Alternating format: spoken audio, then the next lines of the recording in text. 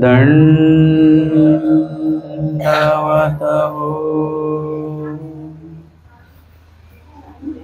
स्मृतीस्थळाच्या आजच्या निरूपणामध्ये आपण या ठिकाणी 254 क्रमांकाची स्मृती श्रवण करणार आहोत। नवगावी महादाईचा देहावसान।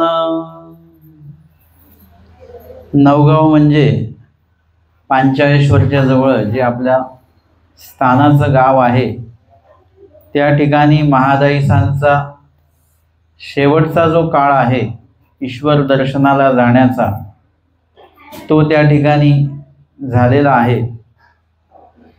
महादाईचे नवगावी होती। शेवटच्या काळामध्ये महादाईसा या नवगावला होत्या। एको दिसू तयासी खांडूक निमित्त्या शक्ती उपन्नली। आणि खांडूक निमित्ते म्हणजे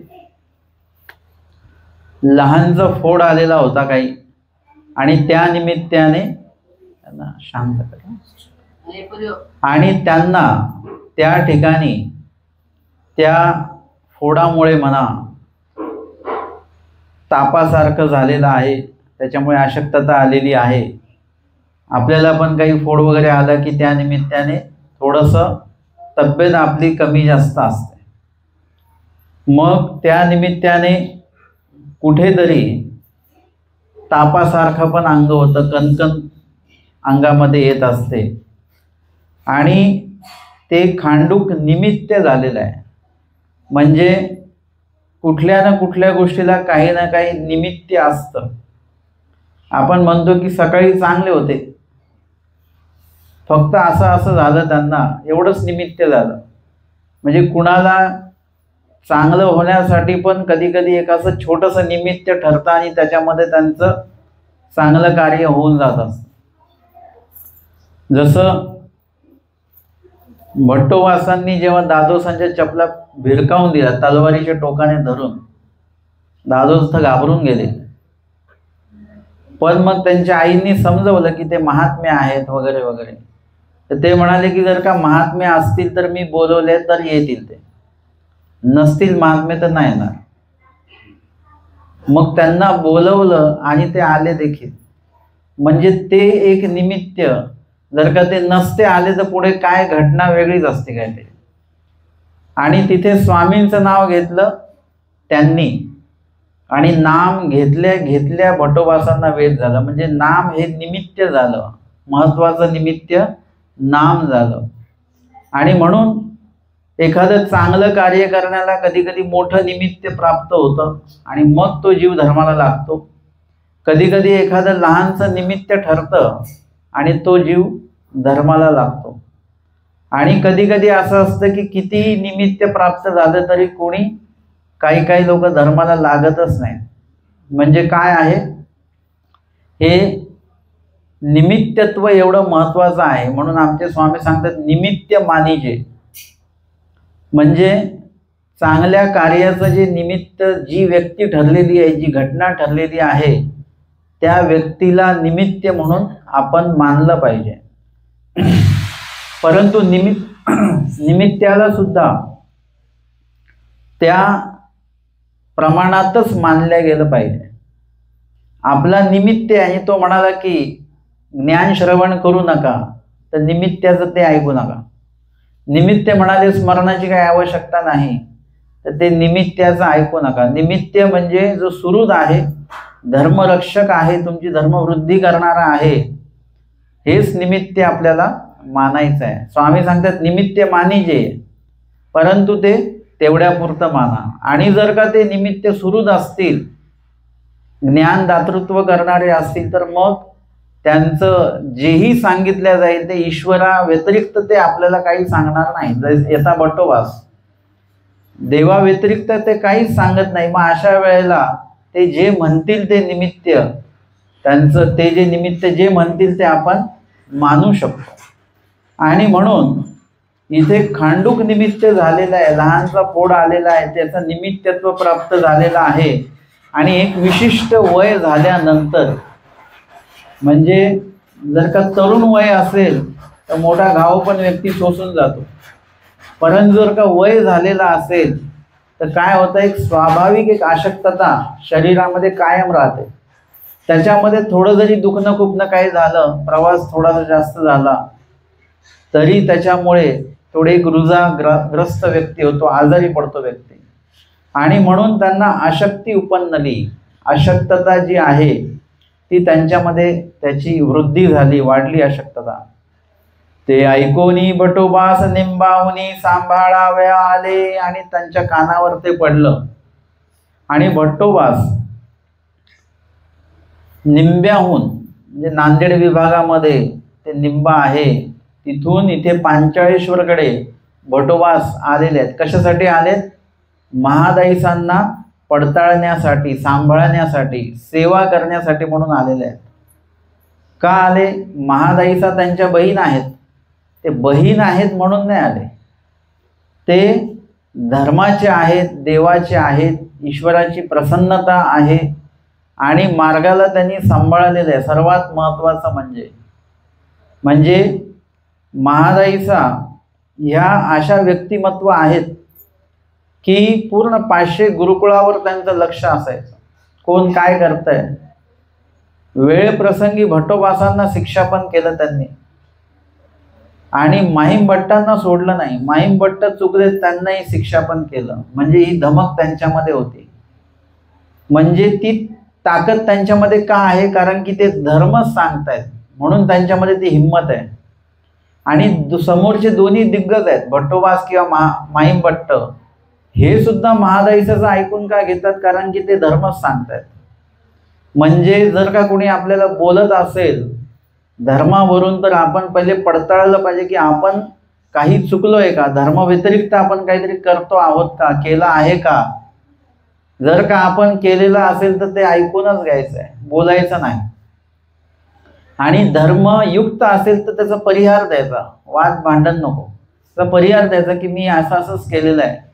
म्हणजे धर्म सांगणारा व्यक्ती आपल्यापेक्षा मोठा आहे की लहान आहे की नूतन साधनवंत आहे हे बघायचं नसतं.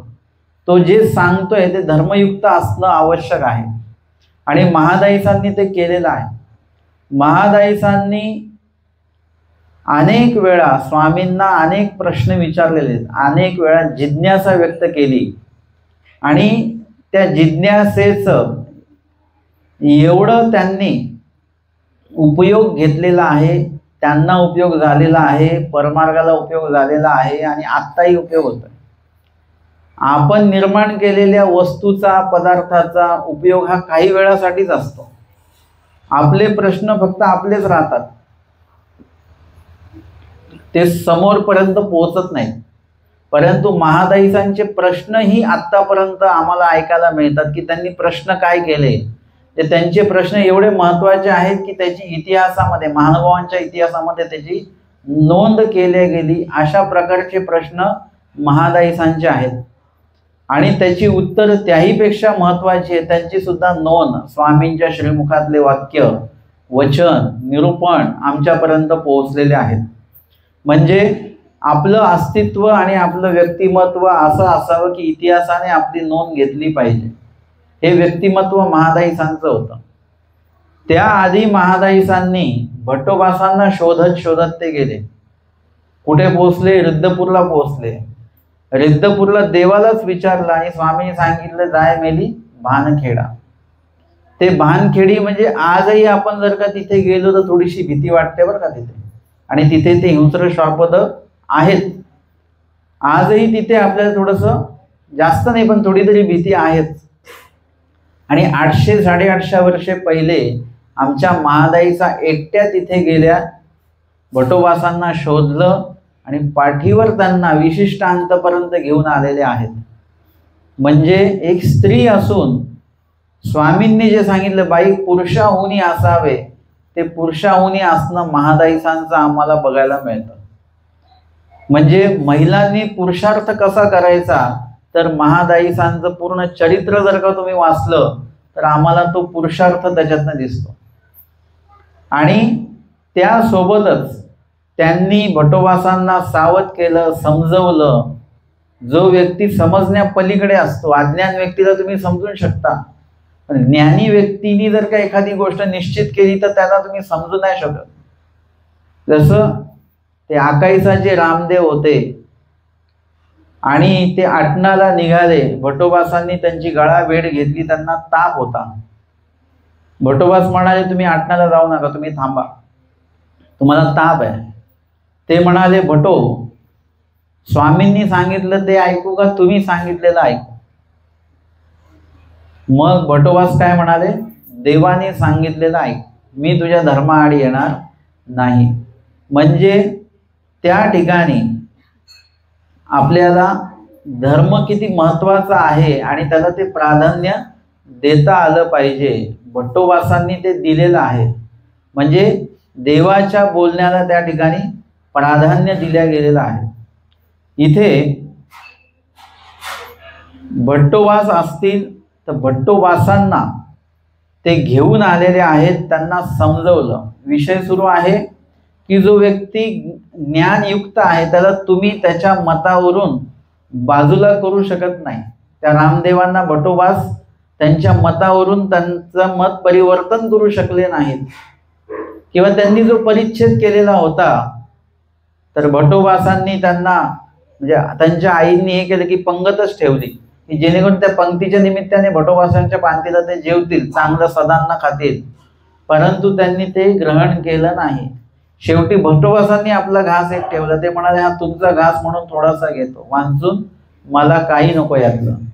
म्हणजे जो ज्ञानी व्यक्ती आहे आणि निर्धार ज्यांनी केलेला आहे, ज्ञानयुक्त ज्यांनी निर्धार केलेला आहे, त्याला तुम्ही बदलू शकत नाही. आणि भट्टोबासांचा निर्धार तसाच आहे की माझा देव श्री चक्रधर पक्क बसलेला आहे. आणि त्या देवासाठी शेवटची अवस्था अभिलाषो अथ चिंताच स्मरण गुणकीर्तनम, जे काही दश अवस्था सांगितलेल्या त्याची शेवटची अवस्था आहे जडता आणि शेवटी मरण. म्हणजे एकदम जडत्व, मृत्यू झाल्यासारखं शरीर होऊन जातं, एकदम निर्जीव शरीर होतं आणि शेवटचा टप्पा म्हणजे मृत्यू होतो. इथपर्यंत ते पोहोचलेले ज्या देवासाठी त्या देवावर त्यांचा मनोधर्म पक्का आहे. आणि अशा अवस्थेमध्ये महादाईचा त्यांना निरूपण करते आणि ते निरूपण, ते जे काही सांगणं आहे, समजवणं आहे, ते भट्टोबासांच्या हृदयापर्यंत पोहोचतं आणि ते रुद्रपूरला यायला तयार होतात, रुद्रपूरला पोहोचतात. आणि जवळपास 14 वर्षे श्री प्रभूंच्या सन्निधानी ते राहिलेले आहेत. या सगळ्या गोष्टीला निमित्त कोण आहे? महादाईचा. अनेक लोक असं म्हणतात बरं का, आपण खूप भावनिक झाल्यानंतर आपल्या मुखातनं खूप काही गोष्टी निघत राहतात. आपण म्हणतो ते आमके आमके किती भाग्यवान की ते स्वामींच्या सन्निधानी होते.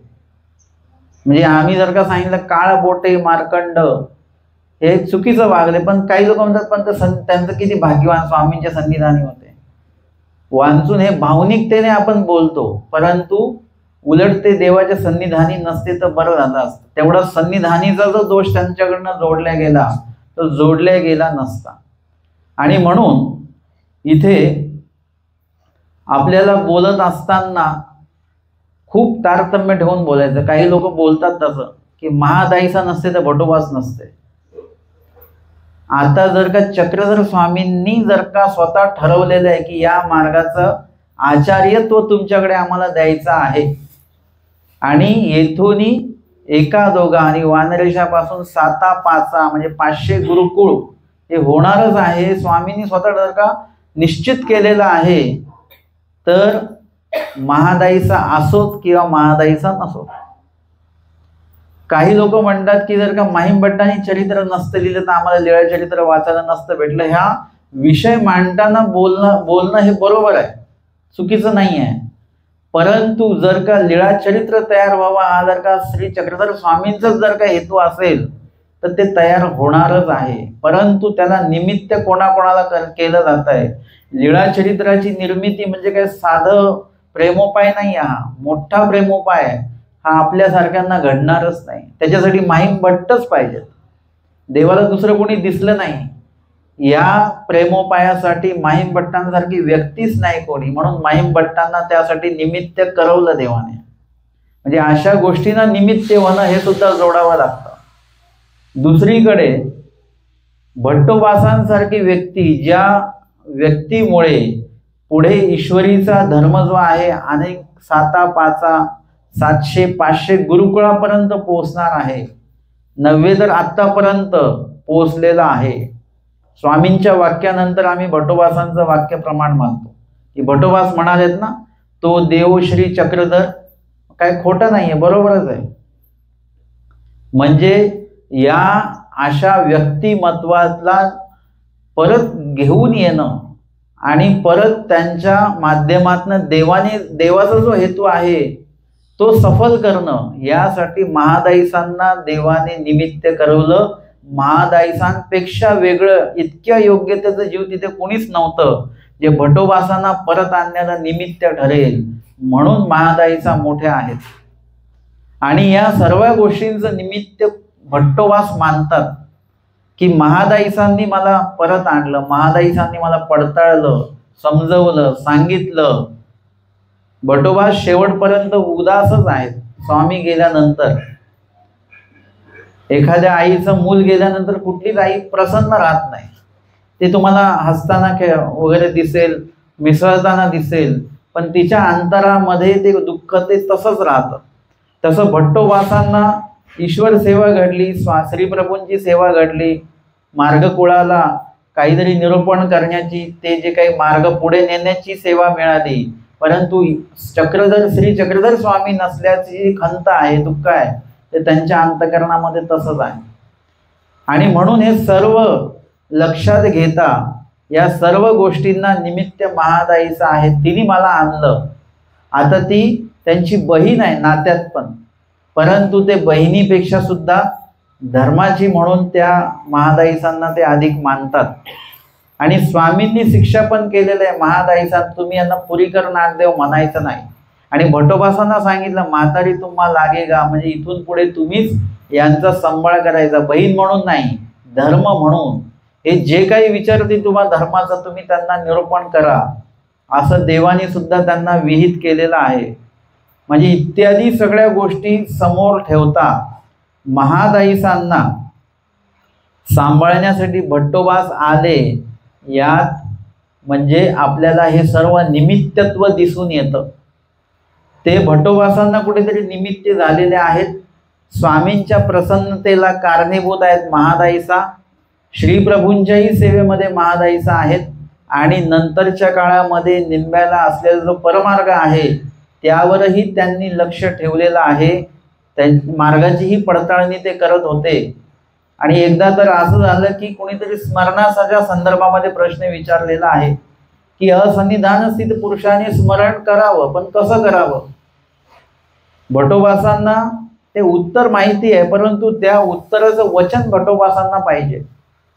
आता कधी कधी काय व्हायचं, महादाईचा प्रश्न करतायत, महादाईसांना उत्तर मिळतंय, त्यावेळी भट्टोबास कदाचित नसतील. कधी जसं 56 कोडी आडव झुंज झुंज मेले, त्यावेळी भट्टोबास तिथे नाही आहेत ते उत्तर देताना. तसं स्मरणाच्या संदर्भात महादाईसाने देवाला विचारलंय, देवाने ते सांगितलेलं पण आहे, ते उत्तर महादाईसाकडे आहे. परंतु भट्टोबासांकडे त्या उत्तराचं वचन नाही आहे, ते वचन महादाईसांकडे आहे. धर्मचर्चा का करावी, कारण की कधी कधी काही गोष्टी मला माहीत नसतात, तुम्हाला माहीत असतात. काही गोष्टी मला माहीत असतात, तुम्हाला माहीत नसतात. आणि धर्मचर्चेमध्ये जर का मी विचारलं की असं देवाने कुठे वचन सांगितलेलं आहे का, तर तुम्ही सांगू शकता हो या ठिकाणी हे वचन आहे किंवा या ठिकाणी लीळा आहे. कदाचित ते मला माहिती नसेल. कधी तुम्ही मला विचाराल तर मी तुम्हाला सांगितलं या संदर्भामध्ये ही अशी लीळा आहे. मला काल मी फिरायला जातो, त्याच्यामध्ये काही काही फोन येत असतात प्रश्न उत्तरांची वगैरे. त्यांनी विचारलं की हे जे विदेशामध्ये जे लोक राहतात महानुभाव पंथीय उपदेशी मंडळी, त्यांना तिथे स्मरण वगैरे केल्याचं गोमटा लागतं का. मी म्हटलं लागतं. त्यामुळे कसं काय लागतं ते, तर तिथे निष्पत्ती नाही आहे. म्हटलं आपण दोन गोष्टी एकत्र करतो. निष्पत्ती कसली नाहीये?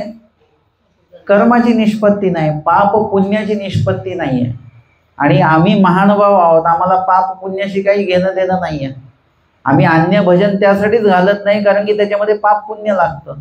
आम्ही ईश्वर साधकाच्या ठिकाणी भोजन अन्नदान का करतो? कारण त्या ठिकाणी कर्म लागत नाही, कणव लागते. ईश्वर पैकीचं कुठलंही कार्य करा, तुम्हाला कणव, योग्यता, अधिकार हे निष्पन्न होत असतं. म्हणजे आम्ही कर्माच्या संबंधित लोक नाही आहोत. आम्हाला कर्म नको आहेत, कर्म भरपूर आहेत आमच्याकडे. मग ईश्वराची कणव कुठेही लागू शकते. गरुड घोड्यावर आमचे स्वामी बसले, त्यांना कणव लागलेली आहे, सशाला स्पर्श केलेला आहे, संबंधदानाचं फळ आहे. तिथे त्यांना देहविद्या देऊ शकले देव, म्हणजे देता येते, देहविद्येची स्थिती देता येते. म्हणजे येणे उपलक्षणे जे विदेशामध्ये जे लोक आहेत स्मरण करतायत त्यांचंही स्मरण परमेश्वर स्वीकारणार. आता हा मुद्दा मी खूप आधीपासून मांडतो, पण मला त्याचं वचन प्राप्त होत नव्हतं. मी बोलायचो, मला असं वाटायचं की हे मी जे बोलतोय कुठेतरी योग्य मला वाटत होतं की परमेश्वर कसे नित्य आणि व्यापक आहेत. व्यापक परमेश्वराचं कार्य एका पृथ्वीवर तर सगळीकडे चाललं पाहिजे, अनंत ब्रह्मांडात सगळीकडे चाललं पाहिजे. आपल्या मोबाईल सारखं थोडीच इकडे रेंज नाही मिळते त्याला, असं नाही. परमेश्वर सगळीकडे आहे, तर सगळीकडे त्यांचे साधक आहेत, सगळीकडे त्यांना त्या त्या गोष्टी प्राप्त झाल्या पाहिजेत. जी गोष्ट महाराष्ट्रात आचरण करून प्राप्त होईल ती गोष्ट इतर कुठेही प्राप्त होणार नाही. हा एक भाग वेगळा आहे, परंतु त्यांचं स्मरण वाया जाणार नाही. आणि एकदा मला असं वचन भेटलं, ते वचन आहे, पृथ्वी एसने रवण असे, परमेश्वरा एसनी देवता असे, मा चिंदी चिरकुटी नेनो कैसे मिळे. पृथ्वी एसने म्हटलं देवाने, महाराष्ट्र एसने नाही म्हटलं. पृथ्वी म्हणजे एक जग पूर्ण आलं, एवढं मोठं मैदान आहे आणि त्यालाही व्यापलेले कोणी आहे? परमेश्वराने त्या पृथ्वीला व्यापून अनंत सृष्टींना व्यापलेलं आहे. आणि व्यापलेलं आहे तर स्वामी सांगतात कुठेही तुम्हाला चिंदी चिरकुटी म्हणजे काय? सहाय्य, साधारण सहाय्य पण तुम्हाला कुठेही होईल, म्हणजे त्याबद्दल काळजी बाळगू नका. आता असं होईल विदेशात गेलं आणि तिथे सहाय्यच होणार नाही आपल्याला, असं नाही. देवाचं नाम कुठेही तुम्ही घेत असाल तर तिकडे तुम्हाला सहाय्य हे होणार आहे. तिथे युक्तत्वाशी काही घेणं नाही. एक विशिष्ट वेळानंतर या जीवाच्या सगळं पिंडस्था मळ देवता अधिष्ठान निघून जातं. विशेष सामान्य ज्ञानाच्या पांतीला, विशेष ज्ञानाच्या पांतीला तिथे ज्ञान शक्तीच पूर्णत्वाने नटत असते. हे आपल्या शास्त्रामध्ये सांगितलेलं आहे. म्हणून त्यांचं स्मरण वाया जाणार नाही, त्याला वचन देवाने प्रमाण देऊन ठेवलेलं आहे. म्हणजे अशा चर्चेअंती, धर्मवार्तेअंती आपल्याला काही काही मुद्दे जे माहीत नसतात ते आपल्याला माहिती होत असतात. तर अशा पद्धतीने महादायसांनी जे काही प्रश्न करून जे उत्तर प्राप्त केलेलं होतं, कदाचित त्या संदर्भात धर्मवार्ता न झाल्यामुळे त्या गोष्टी बोलल्या गेल्या नव्हत्या.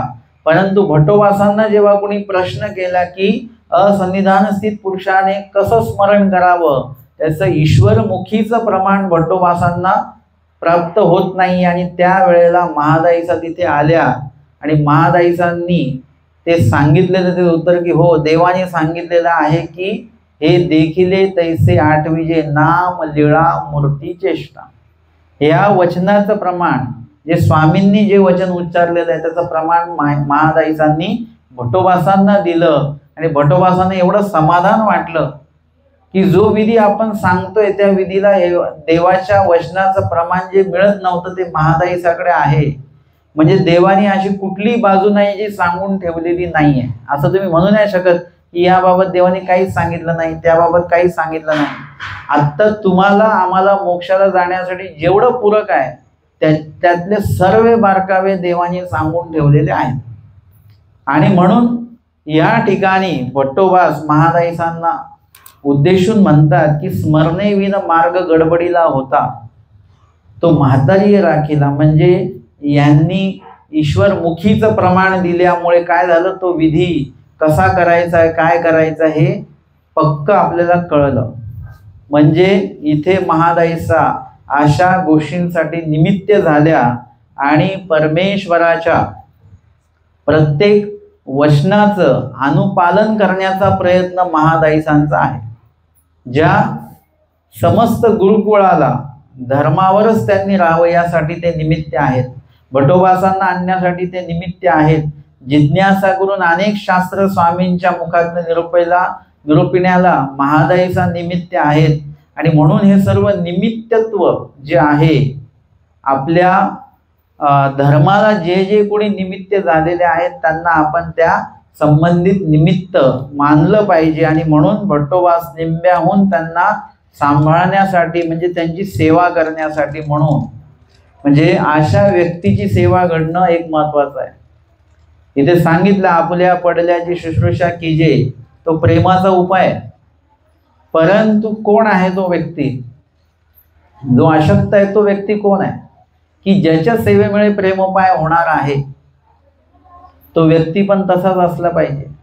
भट्टोबास उपलक्षणे व्यक्ती असले पाहिजेत की ज्यांना महादाईसांनी सावध केलं आणि सावध केल्यानंतर ते कोणाशी भांडले का, वाद केला का, प्रपंचात गेले का, ते उठल्यानंतर सशक्त झाल्यानंतर देवाचंच नाव मुखामध्ये त्यांच्या आलं आणि पुढेही त्यांनी धर्मकार्यच केलं.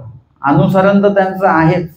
म्हणजे आपल्याला सेवा कुणाची करायची हा भेद मी सांगत नाहीये, नाहीतर आपण दुर्बीण लावून बघू की हा व्यक्ती धर्मवान आहे, याची सेवा नाही करायची. तो म्हटलं मला पाणी द्या, नाही तुम्ही स्मरण करत नाही मी तुम्हाला पाणी देणार नाही, असं आपण वागायला लागू.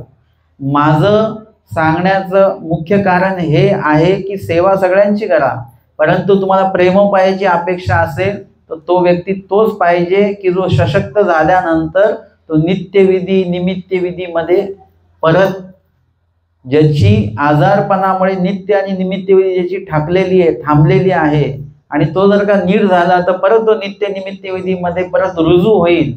अशा व्यक्तीच्या सेवेमुळे प्रेमोपाय घडत असतो. अन्यथा ते म्हणतात की झोपेतनं कुणाला उठवू नये. काय होतं, उठल्यानंतर तो पहिले पाण्याकडे जातो, पहिले तो पाणी सांडतो, तोंड धुतो, हातपाय धुतो, परत त्याच्या मनात उल्लेख सुरू होतात, दोषयुक्त उल्लेख, वाचिके काहीतरी तो दोषयुक्त बोलेल किंवा हालचाल करेल जास्त, त्याच्यामुळे किडा मुंगी वगैरे हिंसा होत असते. म्हणून बहुतांशी लोक ते पाळत असतात. काही लोकांचं असं आहे की कोणी आजारी पडलेला असेल त्याची सेवा करायची नाही, नाही तर देवतेचा क्षोभ होतो वगैरे. तर अशा अनेक गोष्टी आहेत. अर्थातच आपल्याला सगळ्या गोष्टी तारतम्य बघूनच स्वतः ठरवायच्या. तुमच्याकडे जेव्हा ज्ञान स्तर वाढला की तुम्हाला हे कोणाला विचारावं लागणार नाही, तुम्हाला बरोबर कळेल कुठे काय कशा पद्धतीने कोणाला उठवायचं आहे की नाही उठवायचं आहे, तुम्हाला बरोबर कळेल. मग या सगळ्या गोष्टींसाठी म्हणजे चांगल्या गोष्टींसाठी आपण निमित्त झालो पाहिजे. आणि आमच्या महादाईसा ज्या आहेत त्या निमित्त ठरलेल्या आहेत. आणि म्हणून भट्टोबा स्वतः सांभाळण्यासाठी म्हणजे सेवा करण्यासाठी आलेले आहेत. का सेवा करण्यासाठी आले, कारण की या सर्व बाबींनी निमित्त आहेच महादाईसा, पण महादाईसा ज्या आहेत स्वतः स्मरणनिष्ठ आचरणनिष्ठ आहेत. आणि अशा व्यक्तीची सेवा घडणं हे पण सर्वांच्या भाग्यात नसतं बरं का. स्वामी सांगतात की पूर्वी म्हातारीची ईश्वर सेवा घडली म्हणून घरा जाऊन म्हणजे पैठणला जाऊन स्वामींनी पुन्हा दर्शन दिलेलं आहे त्यांना. म्हणजे त्या सेवेला महत्व आहे की ईश्वर सेवा घडणं. ईश्वर सेवाच कशी घडते, तर ईश्वर साधकांच्या सेवेपर्यंत आधी पोहोचावं लागतं. बाईसांसारख्या व्यक्तीची सेवा करावी लागते. भटोबास, महादाईसा, माहीमभट्ट या व्यक्तींसारखे जे व्यक्ती आहेत त्या व्यक्तींची सेवा आपल्याला घडली पाहिजे. त्या व्यक्तींसारखे जे व्यक्ती आहेत त्यांची सेवा आपल्याला घडली पाहिजे. तर आपली ती प्रतिकारणता ईश्वर सेवेपर्यंत आपल्याला घेऊन जात असते. आणि हे सर्व आवडीपूर्वक करावं लागतं तर मग ईश्वरापर्यंत सेवा पोहोचते. आणि हे सर्व काही महादाईसा ज्या आहेत त्यांची श्रमनिवृत्ती कोणी केलेली आहे आठवतं? स्वतः स्वामींनी केली. कुठे? पाटोद्याला. थकून आलेले आहेत, पण थकून कोणासाठी आले? आपण कोणासाठी थकतो? आपण प्रपंचासाठी थकतो आणि मग देवाला म्हणतो देवा मला नीट कर. आता जर का तुम्ही देवासाठी थकले असाल तर देव तुम्हाला नीट करते. प्रपंचसाठी थकलेलं तर प्रपंच काही आपल्याला नीट करायला तयार नाही. परंतु देवासाठी जर का आपण थकलो तर देव आपली श्रमनिवृत्ती बरोबर करवितात. आम्ही एकदा एक यात्रा घेऊन आम्ही गेलेलो होतो, मोटरसायकल यात्रा होती सगळी. डोमेग्रामला रात्री पोहोचलो आणि डोमेग्रामचं पाणी थोडंसं वेगळं आहे प्यायला. ते लोक पण म्हणतात की इथलं पाणी पिऊ नका, नाही तर लगेच तब्येत खराब होऊन जाते. पण आम्ही गेलेलो, खूप मोठा पाऊस पडला वगैरे, संध्याकाळी मुक्कामी होतो. आम्ही जेवायला बसलो, जेवता जेवता पाणी पिलं तर पाणी एकदम गोड. तर आम्हाला आश्चर्य वाटलं, एवढ्या लोकांसाठी पाणी उपलब्ध केलं. त्यांना म्हटले पाणी कुठून आणलं तुम्ही? ते म्हणजे तुम्ही जेवा, नंतर सांगतो आम्ही. मग जेवल्यानंतर सांगितलं ते पावसाचं पाणी येऊ दिलं, पूर्ण आम्ही वाहू दिलं आणि नंतरचं पाणी आम्ही भरून ठेवलं, गाळलं वगैरे चांगलं, ते पाणी हे आहे. आम्हाला आधी सांगितलं असतं तर आम्हाला कसं तरी वाटलं असतं एखाद्या वेळेस, आम्हाला नाही तर अजून कोणाला वाटतं. परंतु तिथे सर्व आटपलं. दुसऱ्या दिवशी आमचं हे होतं की सगळ्या स्थानांना उटी करायची. परंतु पाऊस पडल्यामुळे काय झालं की आम्हाला थोडंसं हे वाटलं की हे काही शक्य नाही, आता काय करायचं, चला सकाळी निघूया आपण. सकाळी निघालो आम्ही, सगळं आटपलं, चपला वगैरे घालून निघालो. तिथल्या लोकांनी सांगितलं की चपला घालून जाऊ नका, का ते चिखल झालेलं आहे, चपला तिथेच राहून जातील चिखला. तर हे अजून टेन्शन आलं, आता काटे बिटे हे ते कसं करायचं. चला, त्यातले निम्मे अधिक सगळे शेतकरीच होते. निघालो आम्ही स्थानाकडे, बादली पाणी भरून नेलं. तर तिथे असं झालं की प्रत्येक स्थानाच्या ठिकाणी कालच्या पावसाचं डबकं भरलेलं होतं स्वच्छ पाण्याचं. तिथेच उटीचं पाणी आम्हाला मिळालं, गाळून ते पाणी आम्ही घेतलं, सगळं केलं. आमच्या सोबत एक वयस्कर व्यक्ती होते, ते पूर्ण बादली भरून या स्थानाकडनं त्या स्थानापर्यंत न्यायचे. आम्ही त्यांना म्हणायचो ते आमच्याकडे द्या, तुम्ही कुठे पडले झडले काय झालं तर. ते म्हणे नाही, मी शेवटच्या ह्याच्यापर्यंत मी बादली मीच वाहणार. आता आम्हाला खूप भीती वाटायची काही पडले बिडले तर. परंतु शेवटच्या स्थानापर्यंत ते स्नान सगळं आटोपलं आणि मग त्यांनी सांगितलं की काल आपण इथे आल्यानंतर माझी पाठ आणि कंबर इतकी दुखत होती की अक्षरशः मी रडण्यापर्यंत आलेलो होतो. व्यक्ती मोठी आहे, 50-55 वर्षाची, त्यामुळे माझ्या डोळ्यात अक्षरशः पाणी आलं, एवढं पाठ दुखत होती. तर देवाला मी सांगितलं की उटी करायची आहे आणि मला त्याच्यात सहभाग घ्यायचा आहे. तर देवा काय करायचं ते करा, पण उद्या मी सगळे स्थानं पण मला करायचे आहेत आणि सगळं अजून पुढची स्थानं मला करायची आहेत, असं देवाला विनंती केली. स्मरण करत करतच मी झोप लागली मला. आत्ता मी सकाळी उठलो तर माझं पाठ कंबर काहीच दुखत नाहीये. आणि म्हणून सगळ्या ठिकाणी पाणी मी स्वतःच वाहिलं आणि आत्ताही मला काही त्रास नाहीये. म्हणजे ते सांगताना सुद्धा त्यांच्या डोळ्यामध्ये पाणी होतं की देवाचं किती साह्य होतं की तुम्ही एकदा जर का निर्धार केला तर परमेश्वर साह्य त्या ठिकाणी प्राप्त होत असतं. आणि म्हणून आपल्याला एक काहीतरी निश्चिती आपल्याला करायची असते. आणि जर का त्यांचा त्या प्रवासामुळे जर का त्यांची पाठ कंबर दुखते आहे, म्हणजे प्रवास कशाचा आहे तो? स्थान वंदनाचा प्रवास आहे, देवासाठी म्हणून तो प्रवास आहे. तर त्यांची काळजी पण कोण घेणार?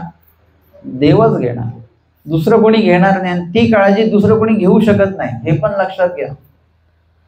ते काळजी देवच घेऊ शकतात, ती श्रमनिवृत्ती देवच आपली करू शकतात. देवाचे जे साधक आहेत तेच आपली श्रमनिवृत्ती बरोबर त्या ठिकाणी करत असतात. आणि म्हणून पाटोद्याला ज्या महादाईचा आल्या त्या जवळपास खूप लांबून आलेल्या होत्या आणि त्याच्यामुळे ते थकलेल्या होत्या. स्वामींची भेट होणं, स्वामींच्या सन्निधानी पोचणं हे जास्त महत्वाचं होतं. आणि तेवढं ते चालत आल्या, झोपलेल्या आहेत. स्वामींनी पाठीवर पाय दिला आणि नेमकं देवाला हे माहिती असते की दुखतं कुठे. देवाने बरोबर त्याच ठिकाणी श्रीचरण ठेवलेले आहे. ते म्हणतात येथेची हो, येथेची हो, इथेच दुखत आहे. आणि मग तिला बरं वाटलं आणि वळून तिने बघितलं की कोणी पाय ठेवला असा, म्हणजे असं कोणी सांगितल्याशिवाय सेवा करत नसतं. आणि नेमकं ज्या ठिकाणी ते दुखतंय त्याच ठिकाणी बरोबर श्रीचरण देवाने ठेवलेला असल्यामुळे त्यांना अधिक बरं वाटलं. वळून बघितलं तर स्वतः स्वामी आहेत आणि मग उठले, भटोबासांना उठवलं, दंडवत केला वगैरे. आणि मग भटोबासांकरवी महादाईसांची सेवा स्वामींनी करायला लावलेली आहे. ही श्रमनिवृत्ती महादाईसांची देव का करतात? कारण की महादाईसा देवासाठी थकलेले आहेत, देवासाठी चालत आलेले आहेत. अशा या महादाईचा सर्व गुण संपन्न व्यक्तिमत्व. पूर्व काळामध्ये थोडं दादोसांच्या संपर्कात ते होते, परंतु त्यांचा अधिकारच उत्तम होता. महादाईसा म्हणजे भट्टोबास आणि महादाईसा सोबतच सिन्नरला आलेले स्वामींच्या भेटीसाठी, परंतु भटोबासांच्या आधी महादाईसांनी स्वामींचं दर्शन घेतलेलं आहे. आपण स्वामींच्या जवळ येऊन थांबलेलो आहे आणि एका विशिष्ट वेळाने स्वामींच्या दर्शनाला जायचं आहे. महादाईसांना काही राहवलं नाही. त्यांना असं वाटलं की हे बाजारातनं जाऊन येईपर्यंत आपण जाऊया. म्हणजे त्यांना ईश्वर भेटीची एवढी ओढ होती, एवढी आवड होती. आणि जेव्हापासनं स्वामींबद्दल ऐकलं तेव्हापासनं केव्हा स्वामींना भेटेन हा उल्लेख त्यांच्या मनामध्ये सारखा सुरू होता. म्हणून सिन्नरला आल्यानंतर भटोबास दादोस बाजारामध्ये गेले पूजा सर्व द्रव्य आणण्यासाठी, आणि तेवढ्यामध्ये महादाईसा उमाईसा या भिलमठामध्ये येऊन स्वामींची भेट घेतात. खोटंही बोलतात. स्वामींकडनं तो प्रश्न अपेक्षित नसतो, स्वामी तो प्रश्न करतात आणि त्यावेळेला ते काहीतरी सांगून तिथून निघतात आणि परत येतात. म्हणजे अशा पद्धतीने देवाबद्दलची सुद्धा महादाईसांची आवडी आम्हाला या ठिकाणी दिसून येते. आणि म्हणून लीळाचरित्राची सुरुवातच महादाईसांनी देवाला विचारलं. महादाईसांच्या प्रश्नापासून लीळाचरित्राची सुरुवात होते.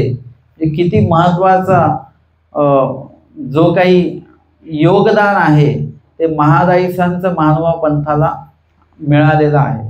अशा या महादाईसा यांची जर का सेवा मिळत असेल तर ती सेवा करणं म्हणजे खरोखरच प्रेमोपाय जोडण्यासारखंच आहे. आणि म्हणून भटोबास त्यांना सांभाळण्यासाठी आले. भटोबासांशी भेटी झाली भेटकाळ विधी. मानव पंथामध्ये भेटकाळ विधी हा होतोच. कधी रस्त्यात जरी भेटलो आपण साधू वगैरे वास्तविक, तर तिथेही भेटकाळ विधी लगेच केल्याच जातो. तो भेटकाळ विधी झाला. भटोबास काही उपाव करीत होते आणि भटोबासांनी चौकशी केली. काय झालं, कधीपासून त्रास आहे, काय त्रास आहे. आणि मग ते म्हटले मग काहीतरी मी उपाय याच्या संबंधित करतो. आणि ते विचार करायला लागले. तेव्हा महादाईसा म्हणतात नको नाग द्या मी वांचे ना. आता काही उपाय वगैरे करायची आवश्यकता नाही. असे खूप कमी लोक बोलतात बरं का. नाहीतर सगळ्यांना ज्यांचं 99 वय आहे ते पण म्हणतात मला डॉक्टरकडे न्या. ते असं नाही म्हणत की आता कुठे काही नेऊ नका, आता जाऊ द्या मला लवकर. असं क्वचित लोक म्हणणारे असतात. बाकी सगळ्यांना जगायचंच आहे. परंतु महादाईसा म्हणतात आता मला काही उपाय वगैरे काही करायचं नाही. आता मी वाचेना, म्हणजे आता मी राहणार नाही, आता मी जाणार आहे. ही एक विशेषता असते की जे तपस्वी लोक आहेत, ईश्वर स्मरणामध्ये जे लोक आहेत, त्यांना त्यांच्या आयुष्याचं खूपसं गणित लक्षात येत असतं. पुढे काय संकट येणार आहे त्याचे संकेत इथेच त्यांना मिळत असतात. कुठे काय बोललं पाहिजे, कसं वागलं पाहिजे, कसं चाललं पाहिजे, सगळं त्यांना परमेश्वर लक्षात आणून देत असतात. तसं इथे आता मी जाणार आहे, आता मी वाचणार नाही, हे सुद्धा संकेत परमेश्वरच देतात की जेणेकरून शेवटचा काळ सुद्धा ईश्वर स्मरणामध्ये चांगल्या प्रकारे जावा. चुकूनही अन्य विचार कुठला येऊ नये, हाच कुठेतरी ईश्वरी संकेत असेल. म्हणून महादाईसा म्हणतात नको नाग द्या मी वाचे ना. आता मी काय वाचणार नाही. मग भटोबास न करीतीची. आणि भटोबासही थांबलेले आहेत. अर्थात जर का आजारी व्यक्ती म्हटलं मला औषध नको, आपण ऐकतो का? नाही. असं कसं, आजारी माणूस म्हणतोच की मला नको औषध, पण त्याला जबरदस्ती उठवा, त्याला काहीतरी खाऊ घालायचं असतं आणि त्याला औषधही द्यायचं असतं. हे ठरलेलं आहे. पण महादाईसा म्हणतात उपाय नको. आणि भटोबासही न करीतीची, म्हणजे त्यांच्या महादाईसांच्या बोलण्यात निर्धार आहे. बोलण्यात अशक्तपणा नाही आहे. त्यांच्या आजारापणामुळे त्यांच्या देहात अशक्तपणा आहे. त्यांच्या जीवस्वरूपी मात्र अशक्तपणा नाही. जीवस्वरूपाचा निर्धार जो आहे तो त्यांच्या आवाजातनं भटोबासांनी लक्षात घेतलेला आहे की हे म्हणतात ना औषध नाही खायचं मला, हा एक निर्धार वेगळा आहे, एक बोलणं वेगळं आहे, ही निश्चिती आहे काहीतरी. त्याच्यामुळे आता औषध खाऊ घालण्यामध्ये वेळ घालवायचा नाही. ते न करीतीची मग एकू दिसू बहुत राहिली, आणि एक दिवशी त्यांना अधिक अशक्तता प्राप्त झालेली आहे. आणि मग भट्टोबास त्यांना विचारतात, रुपये देव आठवतो? आता भट्टोबासांना विचार काय चालू आहे की स्वामी सांगतात की अंतकालेच्या मामे, शेवटच्या काळामध्ये देव आठवल्या गेला पाहिजे. जो आठवेल त्याचं पुढचं जे काय आहे ते मी सगळं बघतो, असं परमेश्वर आश्वासित करतात. आणि दुसरीकडे आमचे स्वामी म्हणतात की जे असे ते देहांती प्रगट आहे. आयुष्यभर जे केलेलं आहे ते देहाच्या शेवटी आपल्याला प्रगट होत असतं, किंवा देहाच्या शेवटी पण तेच प्रगट होतं जे आयुष्यभर केलेलं आहे. आयुष्यभर स्मरण नसेल केलेलं तर शेवटी पण स्मरण तुम्हाला होणार नाही, म्हणजे नाही, काही पण करा तुम्ही. आणि जर का आयुष्यभर स्मरण केलेलं असेल तर स्मरण होणारच. ते एकाने सांगितलं की त्यांचे आई जे आहेत त्या शेवटच्या टप्प्यामध्ये त्यांच्या हातामध्ये गाठी सुरू होती. गाठी सुरू असता असता काय झालं की ते गाठी काढून घेतली तरी सुद्धा त्यांचं ते गाठीचे संदर्भातले जे काही बोट आहेत ते असे सुरूच होते. म्हणजे स्मरणाचा एवढा त्यांना सराव आहे की ते स्मरण त्यांचं थांबलेलं नाही, ठाकलेलं नाहीये. अशक्तता प्राप्त होत गेली, जीव कमी कमी कमी होत गेला आणि नंतर देह सोडलं त्या जीवाने. परंतु शेवट जोपर्यंत जीव आहे तोपर्यंत त्यांनी स्मरण मात्र बंद झालं नाही त्यांचं. म्हणजे स्मरण करत करत झोपणे हा एक प्रकार आपण बघितला, आणि इथे स्मरण करत करत देह सोडणे हा एक वेगळा प्रकार आहे. आणि म्हणून भट्टोबास विचारतात, खरंच मृत्यूसमयी देव आठवू शकतो का? कारण की मृत्यू एवढी भीती आपल्याला कशाची नाही. एक तर मृत पावलेल्या लोकांची भीती वाटते, आणि आपण मृत पाहू याची दुसरी भीती वाटते. या दोन भीत्या आपल्यामध्ये कायम असतात. मग आपल्याला सुद्धा कोणी मृत्यूबद्दल सांगितलं तर ते आपल्याला एकदम भीती वाटून जाईल वगैरे. आणि म्हणून जर का मृत्यू समोर आला तर तो जीव ईश्वराच्या नामाचं स्मरण करू शकतो का? आपण करू शकू का? हो म्हणू नका बरं का, विचार करून हो म्हणा किंवा नाही म्हणा. कारण की एकदा मृत्यू आला की देव आठवणार नाही. तुम्ही घरच्यांना मला डॉक्टरकडे घेऊन जा लवकर, चांगल्या डॉक्टरकडे. म्हणजे त्यावेळेला आपली परिस्थिती काय असणार हे लक्षात घ्या. महादायिसांची परिस्थिती आता काय आहे हे भट्टोबासांना जाणून घ्यायचं आहे. भट्टोबासांना माझ्या चिंतनानुरूप भट्टोबासांना वेगळीच काळजी किंवा वेगळं चिंतन भट्टोबासांना सुरू आहे की मृत्यू समयी एखादा जीव देवाला आठवू शकतो का हे त्यांना बघायचं आहे. आणि तेव्हा ते विचारतात, रुपये तुला देव आठवतो का? आठवतो? हो नागदेया, हो आठवतो. आता कोणी जरी म्हटलं का स्मरण झालं का, हो माझं मनात स्मरण चालू असतं, है ना. का तुम्ही कधी गाठी दिसत नाही, माझं मनात चालू असतं स्मरण, अशी उत्तरं लोक देतात. आता त्या महादाईच आहेत, ते काही खोटं बोलणार नाहीत.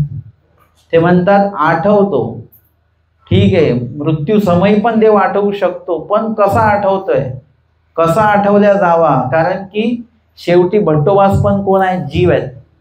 त्यांना असं वाटलं की आपलाही शेवट काळ जवळ येईल तेव्हाही आपल्याही मुखात देवाचं नाव असलं पाहिजे.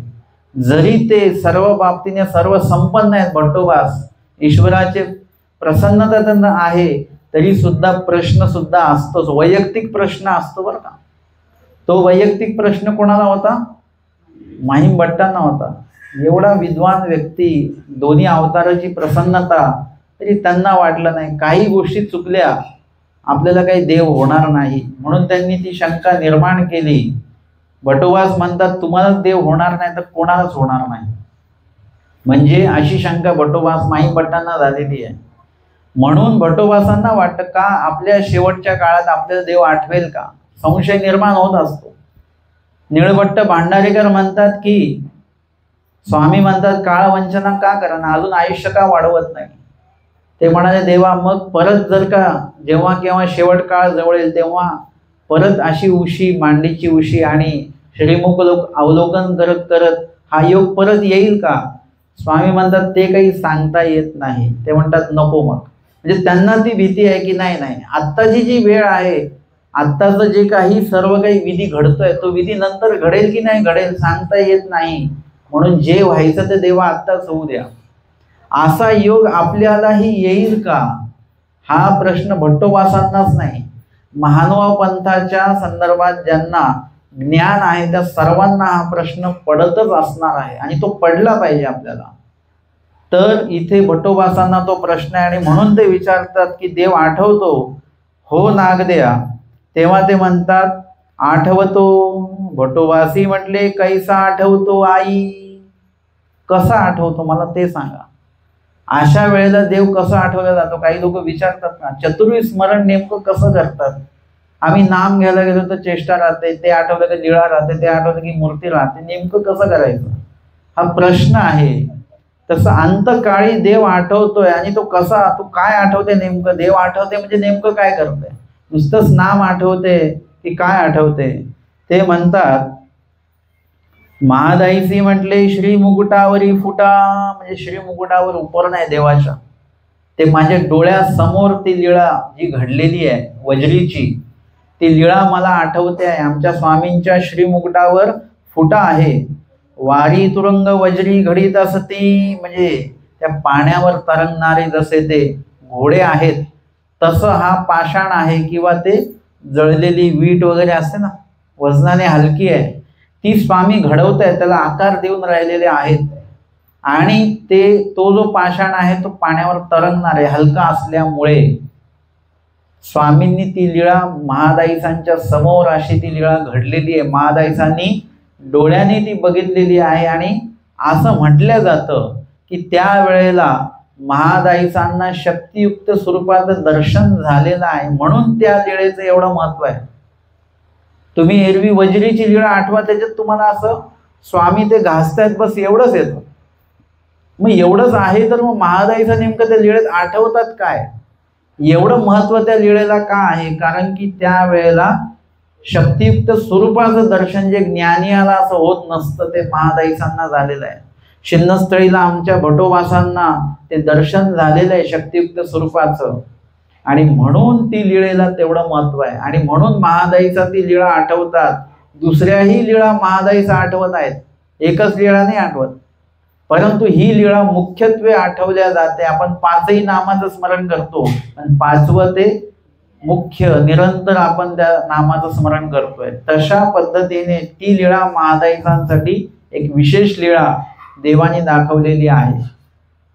त्या वज्रीला म्हणजे त्या पाषाणाला जेव्हा घासतात, अर्थ ओबड-धोबड आहे आणि ओबड-धोबड जो पाषाण आहे त्याला व्यवस्थित करतात. तसं आपलंही आयुष्य कसं ओबड-धोबडच आहे. विविध कर्मफळं, नरकफळं, देवताफळं आपल्याला लागलेली आहेत, ती घासून काढतात देव. मग अनुसरल्यासी दैवत्व त्रियंचत्व होणे नाही, देवताफळ घासून काढतात, नरकफळ घासून काढतात. आता तिकडे आपल्याला जायचं नाही, तो आकार देतात बरोबर की फक्त मनुष्य देहातच हा जीव जाणार, मनुष्य देहातलेच कर्मफळ हा भोगणार आहे, विशेष ज्ञान अपरोक्ष ज्ञानामध्ये पण. म्हणजे अशा पद्धतीने अनावश्यक जो काही दोषयुक्त जो काही भाग आहेत तो परमेश्वर घासून काढतात आणि त्या जीवाला आकारबद्ध करतात पुनःसंबंधी नेण्यासाठी, अप्रोक्ष देण्यासाठी आकारबद्ध, अजून आकारबद्ध केले जातं. यापरी योग्य होय त्यासी परमेश्वर. परत सामान्य ज्ञानासाठी परत अजून आकार दिला जातो. असं हे आपलं घासणं विशेष ज्ञानापर्यंत चालतं आणि विशेष ज्ञानी कृपास्पदाच्या दुःखानंतर जसा तसा आकार जीवाला प्राप्त होतो आणि मग त्या जीवाला तो शिवाय नाही, मग त्या जीवाला सगळं साधनातनं जे काही ज्ञानशक्ती, प्रेमशक्ती, आद्यमळ जे जे काही आहे आणि सोबत अविद्या अनादिपासून लागली त्याच्यातनं त्या जीवाला काढून ईश्वर स्वरूपामध्ये म्हणजे स्वस्वरूपामध्ये त्या जीवाला पावन करत असतात. एवढी मोठी लीळा आहे ही लीळा. फक्त तेवढंच ते वज्री घासतायत स्वामी एवढीच लीळा नाही आहे. ही बेलापूर पर्यंत मर्यादित लीळा नाही आहे. ही लीळा विशेष ज्ञानापर्यंत आणि प्राप्तीला नेण्यापर्यंतची ही लीळा आहे. इतक्या वेळ देवाला आपल्याला आकार द्यावा लागतो आणि हे सर्व परमेश्वराचं स्वरूप शक्ती सर्व या ठिकाणी उपयोगी जात आहे आणि म्हणून ती लीळा महादाईचा आठवत आहेत. म्हणून बेलोपुरीची क्रीडा सांगितली. बेलापूरची पूर्ण लीळा जी आहे ती महादाईसांनी भटोबासांना सांगितलेली आहे. आपण जर का कुठून थकून आलो की म्हणतो आज पूजा अवसर नको, आज थकलेलो आहे आपण, इथे एवढी मोठी अशक्तता आहे देहाच्या ठिकाणी, परंतु तरी सुद्धा बेलापूरची लीळा सांगितलेली आहे. कारण की जीव स्वरूप थकलेलं नाहीये, ते कमकुवत नाही, ते अशक्त नाहीये. जीव स्वरूप जन्म जीवित आहे एकदम. जन्म तो जो काही जीव आहे तो जीवित पूर्वक महादाईचा देत आहेत, म्हणजे जिवंत पूर्वक देतात, मरगळल्यासारखं नाही आहे. म्हणून या ठिकाणी ती पूर्ण लीळा महादाईसांनी सांगितली. यावरी भट्टोबास म्हणतात, रुपये भट्टोबासांनी ती लीळा ऐकलेली शांतपणे. जे भट्टोबा सगळ्यांना निरूपण करतात, पण महादाईसांकडनं लीळा त्यांनी स्वतः ऐकली आणि ती ऐकत असताना विशेष समाधान याचं आहे की मी जरी तुम्हाला वज्रीची लीळा सांगितली तर ती लीळा मी बघितलेली नाही आहे, मी फक्त ऐकली वाचलेली आहे. मी तुम्हाला ती रंगवून सांगू शकतो, परंतु महादाईसांनी प्रत्यक्ष ती लीळा जशीच्या तशी बघितलेली आहे आणि जशीच्या तशी त्यांनी सगळे बारकावे त्यातले सांगितलेले आहेत. म्हणजे या ठिकाणी त्या महादाईसांकडनं ती लीळा ऐकतानाचं जे समाधान आहे, जे सुख आहे, ते आपल्याला आता तसं येऊ शकत नाही ज्यांनी प्रत्यक्ष लीळा बघितलेली आहे. म्हणून आमचे माहीम भट्ट त्यांच्या मागे मागे चालायचे. लीळा सांगा मला, काय घडलं, कसं घडलं, काय म्हटले स्वामी, कुठे बसले होते, तुम्ही काय दिलं स्वामींना आरोगणेला, सगळ्या गोष्टी भट्टोबा माहीम भट्ट विचारत होते. कारण की ज्यांनी प्रत्यक्ष ती लीळा पाहिली, अनुभवली, त्यांच्याकडनं ती लीळा माहिती करून घेणं याचा आनंद एक वेगळाच आहे. आणि महादाईचा तर त्यातल्या त्यात विद्वत्तापूर्वक असल्यामुळे, जाणीवपूर्वक असल्यामुळे त्या ठिकाणी त्यांच्याकडनं ती लीळा भट्टोबासांनी शांतपणे ऐकली आणि मग ते म्हणतात की किती सुंदर लीळा सांगितलेली महादाईसांनी. ऐकताना त्यांना समाधान वाटलं आणि ते म्हणतात, देहपर्यंत उचित स्मरण न चुकसीची. देहपर्यंत, आता शेवटचा काळ जवळ आला तरी तुझ्या स्मरणामध्ये कुठेही काहीही दोष नाही, की इकडचं वाक्य तिकडे नाही, तिकडचा शब्द तिकडे नाही. आपल्याला आता हे कामाच्या गडबडीत एखादी वस्तू आपण ठेवली, आपल्याला आठवतच नाही कुठे ठेवली. मी ठेवली बरोबर आहे, मग ती नाही भेटली की म्हातारे लोक मध्येच म्हणतात की ती डाव्या हाताने ठेवली असेल. म्हणजे काहीतरी आपण त्याला कारण सांगून देतो, इकडचं लगेच तिकडे होऊन जातं आपल्याकडनं. परंतु एवढी अशक्तता झाल्यानंतर सुद्धा लीळेमध्ये मात्र इकडचा शब्द तिकडे नाही, इकडची घटना तिकडे नाही, पूर्वार्ध उत्तरार्धात नाही, उत्तरार्ध पूर्वार्धात नाही, सर्व व्यवस्थित सांगितलं. आणि ते म्हणतात की देहपर्यंत स्मरण न चुकशीसी, असं नाही म्हणत, उचित स्मरण. उचित हा शब्द त्याला लावला, म्हणजे जे स्मरण केलेलं आहे ते उचित तत्वे योग्य प्रकारे केलेलं आहे, त्याच्यात अनुचितपणा काहीच नाही आहे. जेव्हा त्याच्यात सहेतुकपणा येतो त्याला ती क्रिया अनुचित होऊन जाते आणि ती क्रिया जेव्हा निर्हेतुक असते तेव्हा ती क्रिया उचित होते. उचित अभ्यागत कशाला म्हणतात? कुठलाही हेतू शिवाय आपल्या क्रियेला त्यांची उपस्थिती लाभली याला म्हणतात उचित अभ्यागत. म्हणजे उचितत्वे आलेले, देवाने पाठवलेले, आणि निर्हेतुक जे आहे ते परमेश्वर पाठवत असतात. तशा पद्धतीने उचित स्मरण म्हणजे त्या स्मरणामध्ये ईश्वर हेतू शिवाय दुसरा कुठलाही हेतू महादाईसांचा नाही, म्हणून ते उचित स्मरण आहे. आणि तू मरेपर्यंत, शेवटपर्यंत, देह सोडायची वेळ आली तोपर्यंत त्या स्मरणाला तू चुकली नाहीस, योग्य प्रकारे स्मरण करत आहात तुम्ही.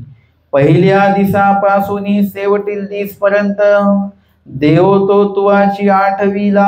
म्हणजे भट्टोबास म्हणतात, त्यांचं निरीक्षण आहे भट्टोबासांचं. सगळेजण चांगलंच करत असतात, नाही अशातला भाग नाही, पण त्यातल्या त्यात पहिल्या नंबर एकाचा कुणातरी काढावा लागतो. म्हणजे सगळ्यांचं चांगलं आहे अक्षर, पण हे अक्षर सगळ्यांपेक्षा चांगलं आहे. म्हणजे काहीतरी चिंतनातनं ती गोष्ट प्राप्त होत असते. भटोबासांनी जे चिंतन केलेलं आहे त्यामध्ये भटोबासांच्या असं लक्षात आलेलं आहे की पहिल्या दिवसापासून तर या शेवटच्या घडीपर्यंत देव तो तुवाची आठवीला, म्हणजे देवाला अपेक्षित असलेले जे स्मरण आहे ते तुम्ही बरोबर केलेलं आहे. भटोबासांनी पण ते केलेलं आहे. परंतु कधीही गुणाच्या बाबतीमध्ये अज्ञान व्यक्ती असेल ना, अज्ञान व्यक्तीला वाटतं की मीच बरोबर आहे, समोरच्याचं किती चांगलं असेल तरी वाटतं मीच बरोबर आहे. पण ज्ञानी व्यक्तीचं कसं आहे की त्याला असं वाटतं की आपण बरोबर आहोत, पण आपल्यापेक्षा ते जास्त सरस आहेत, आपल्यापेक्षा सेवा त्यांना जास्त घडत आहे, आपल्यापेक्षा उमड त्यांना जास्त आहे, पाठ त्यांचं लवकर होतं, स्मरण त्यांचं चांगलं होत आहे, विधी विधान बघा देवाने बरोबर त्यांना घडतायत त्यांच्याकडनं, त्या मानाने आपल्याला काहीच घडत नाही असं नेहमी वाटत असतं. एक जण आहेत त्यांना सासूरवास आहे, उपदेशी नाही कोणी घरी, ते एकट्याच उपदेशी आहेत. मग सतत ते त्यांचं काही ना काही देवाविषयी चिंतन वगैरे चालू राहतं.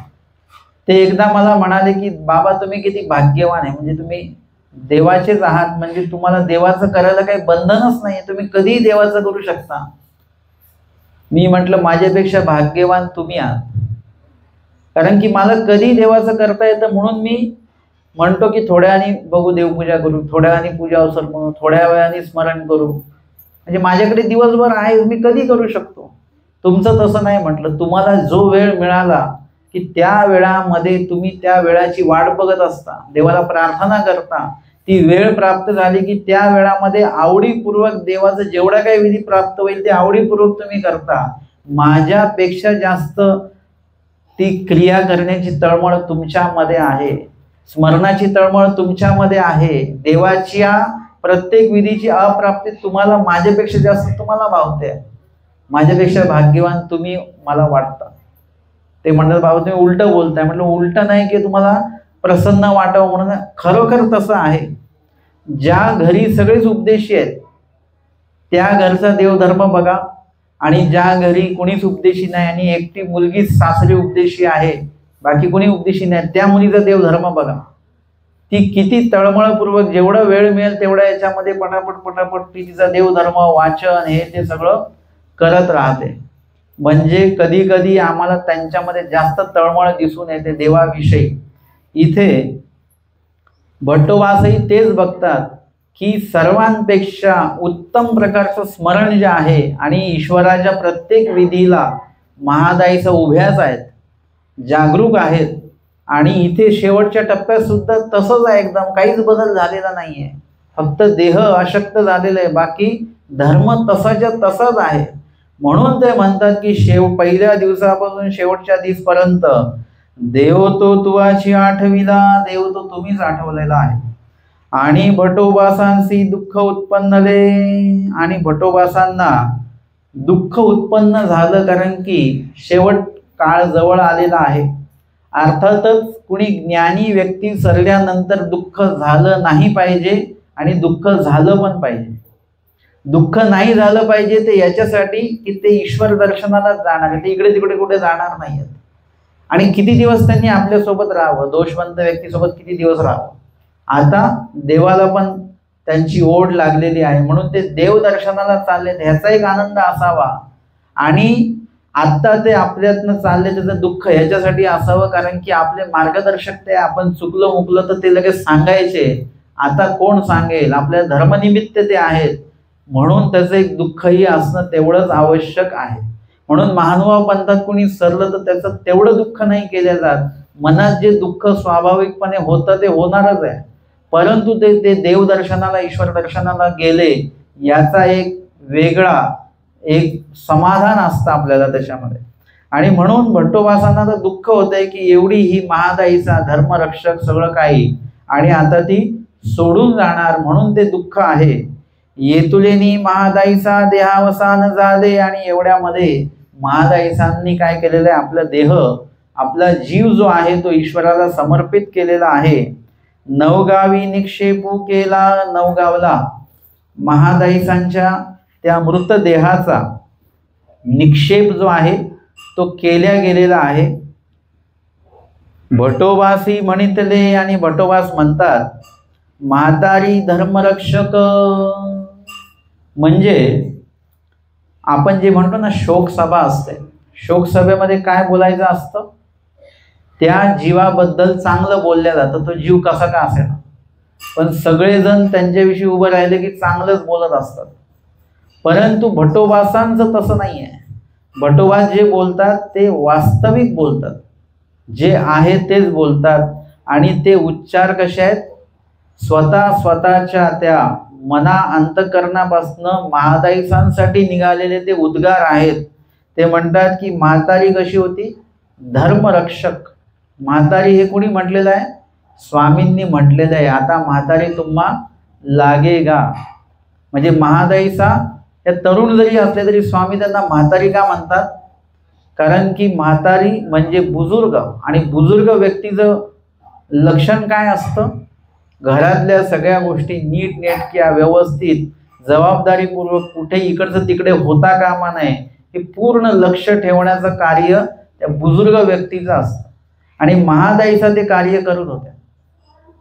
म्हणजे कधी कधी घरामध्ये एखादी लहान मुलगी असते, परंतु ती सगळ्यांवर म्हणजे एखाद्या म्हातारी आईसारखंच ती हे करत असते. मग ते म्हणतात ही आमची आजीच आहे म्हणे, आमची आजी सरलीन तीच आलेली आता, असं म्हटलं जातं. म्हणजे ती सर्वांवर देखरेख ठेवत असते. हे काय आहे, म्हातारी असणं. म्हणजे वयाने नाही, जबाबदारीने ती व्यक्ती कशी आहे, बुजुर्ग आहे. धर्मरक्षक, धर्माचं रक्षण केलं. कुणाच्या, स्वतःच्या तर केलं. स्वतःच्या धर्माचं रक्षण, आपल्या धर्माचं रक्षण आपल्याकडनं होत नाहीये.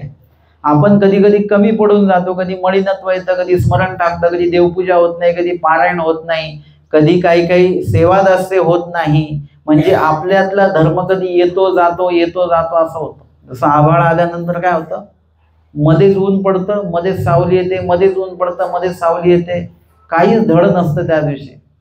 म्हणजे हे काय आहे, असं चालू आहे, ऊन सावली ऊन सावली.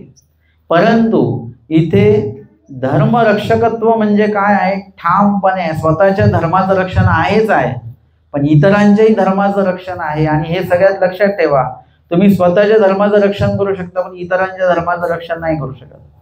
म्हणजे त्यांना धर्मावर राहण्यासाठी म्हणून तुम्ही काय करता, तुम्ही काय उपयोगी पडता, त्या महादाईचा उपयोगी पडत होत्या. आणि अनेकांच्या धर्माचं रक्षण त्यांच्या माध्यमातून झालं, दोषांचं क्षालन त्यांच्या माध्यमातून देवाने करून घेतलं, त्यांना निमित्त करवलं. आता धर्मरक्षक असताना महादाईचा कशा होत्या, कडक बोलायच्या एकदम. ते म्हणले की ज्यांना 6 शत्रू आहेत तो व्यक्ती असा झोपा काढतोय. कोणाला म्हटले, माईम भट्टांना म्हटले, तुम्ही चांगले झोपलेले आहेत, 6 शत्रू आहेत आपल्याला वगैरे येते, आणि तुम्ही आराम करताय चांगलं. किंवा भट्टोबासांना ते म्हणतात ईश्वर वियोगी पुरुषाचं लक्षण नाही, तांबूळ वगैरे तुम्ही खाताय. मग ते भट्टोबास पण त्यांना घाबरायचे. का घाबरायचे, कारण की ते धर्म सांगते. ज्या ठिकाणी वचनाचं प्रमाण येतं त्या ठिकाणी आपण थांबलो पाहिजे. ज्या ठिकाणी धर्माचं प्रमाण दिलं त्या ठिकाणी आपण त्या व्यक्तीच्या समोर बोललं नाही पाहिजे. कधी कधी असं होतं की आम्ही वचनाचं प्रमाण दिलं तरी लोक म्हणतात ते चुकीचं आहे. मी चुकीचं आहे, पण वचनाचं प्रमाण दिलं ते कसं काय चुकीचं ठरू शकतं. तुम्ही मला विरोध नाही करत, त्या वचनाला विरोध होऊन राहिलाय तो. म्हणजे कधी कधी आपल्याला समोरचा व्यक्ती धर्म सांगतोय का काय सांगतोय हेच लक्षात येत नाही. ते लक्षात येणं गरजेचं आहे. आणि म्हणून इथे ते धर्म सांगताना जरी कठोरपणाने कडक शब्दामध्ये सांगत होत्या तरी सुद्धा त्या कशा होत्या, प्रीतिरक्षक. म्हणजे त्यांच्या त्या मनामध्ये प्रीती होती. आई मुलाला मारते म्हणजे आई क्रूर आहे का, नाही, आईच्या मनात प्रीती आहे, प्रेम आहे त्या मुलाच्या बाबतीत, म्हणून आई त्या मुलाला मारते. म्हणजे मारण्यामागे सुद्धा काय आहे, प्रीतीच आहे.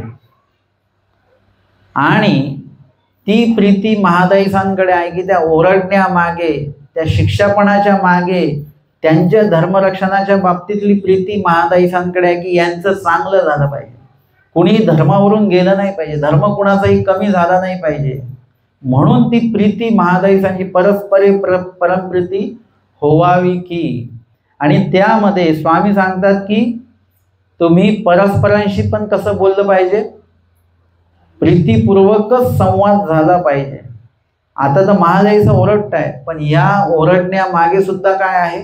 प्रीती आहे म्हणून ओरडले जातं. एरवी कुठल्या दुसऱ्या व्यक्तींना आपण ओरडू शकतो का? काही नाही ओरडू शकत, पण त्यांना ओरडू शकतो कारण की त्यामागे धर्मप्रीती आहे, सुहृदत्वे. आता हे फक्त दिखाव्यापुरतच आहे का धर्मरक्षक आणि प्रीतिरक्षक? ना, सुहृदत्व सुद्धा आहे महादाईसांकडे. म्हणजे सगळ्यांविषयी शुभचिंतनाचा भाव अंतःकरणामध्येच आहे आणि म्हणून ते बोलल्या जात आहे. ही महादाईसांची विशेषता आहे. दुःख निर्वेदू, आणि सोबत त्यांना दुःख आहे, निर्वेद आहे. चतुरी दुःख, चतुरी स्मरण. ऐसे अनुमोदोनी दुःख केले, असं त्यांच्याबद्दल गुणदायक ज्या ज्या काही गोष्टी महादाईसांच्या त्या आठवल्या भटोबासांनी दुःख केलं. मग निंबेयासी आले, आणि मग भटोबास निंब्याला परत आलेले आहेत. अशा प्रकारे नवगाव म्हणजे पांचाळेश्वर जवळ आहे हे नवगाव, बळेग्रामच्या जवळ. त्या ठिकाणी महादाईचा शेवटच्या काळामध्ये त्या ठिकाणी त्यांचं मुक्काम आहे आणि त्याच ठिकाणी महादाईसांचं देहावसान झालेलं आहे. त्या संदर्भातली 254 क्रमांकाची स्मृती आज आपण श्रवणाने चिंतन केलेली आहे. दंडवत हो.